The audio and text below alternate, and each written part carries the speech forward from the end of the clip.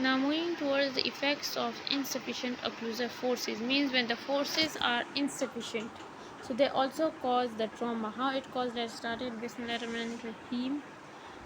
Okay, so insufficient occlusive forces may also injurious to the supporting periodontal tissues, means they can also cause injury to the periodontal structures.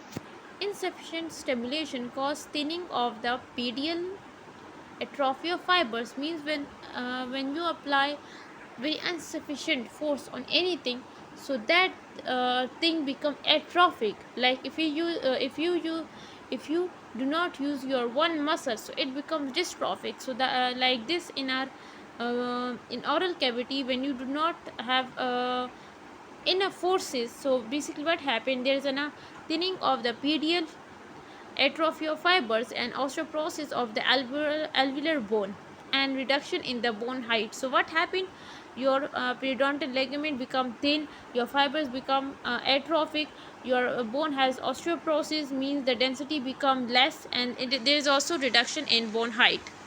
Hypofunction results from an open wide relationship. The patient who suffers from hypofunction, they have an open bite relation. The absence of functional antagonist, when they do not have the functional antagonist, or unilateral chewing habits that neglect one side of the mouth, means we are chewing on one side of the mouth. Reversibility of traumatic lesions, yes, trauma from occlusion is reversible. When trauma is artificially induced, in like they have this experimented on animals, so the teeth move away and intrude into the jaw.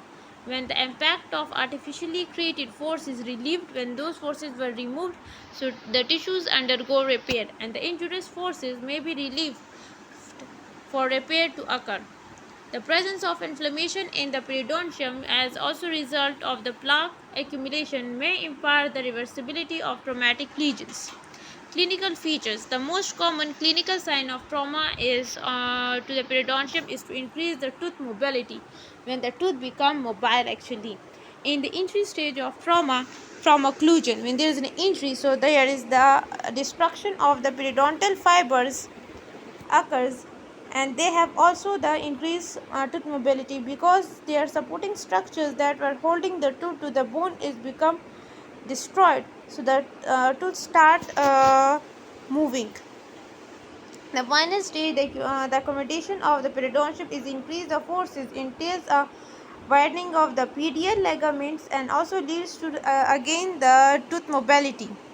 Although this tooth mobility is greater than so-called normal mobility, it cannot be considered pathologic, because it is an adaptation, not a disease. Means when the tooth become mobile, it is actually greater than the normal, but it cannot be considered pathologic, because it is actually adapt to the environment, and it is not a disease related. If it does progress, become progressively worse, means if this movement become worsened, so then it can be considered pathologic. Causes of increased tooth mobility. What causes the tooth to mobile? When there is an actually bone loss, inflammation of the pedial ligament, or periodontal or periapical origin, and some systematic causes like pregnancy. Destruction of the surrounding bone such as occurs in osteomyelitis or joint tumors may also increase the tooth mobility.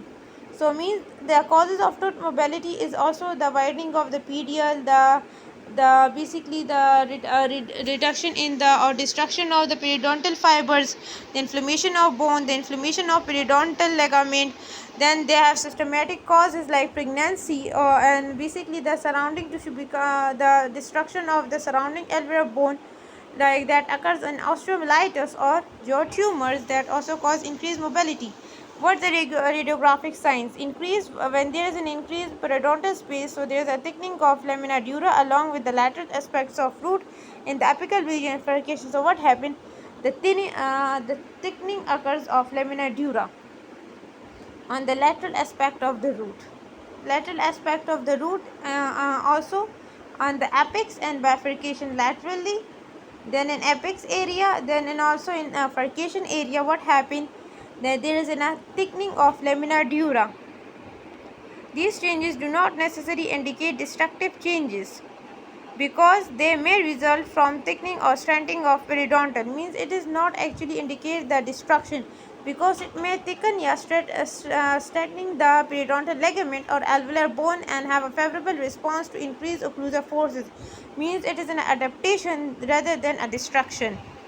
Okay, the vertical rather than horizontal. A vertical, it is actually vertical rather than horizontal destruction of the interdental septum, radiolucency and condensation of alveolar bone and root resorption also occur.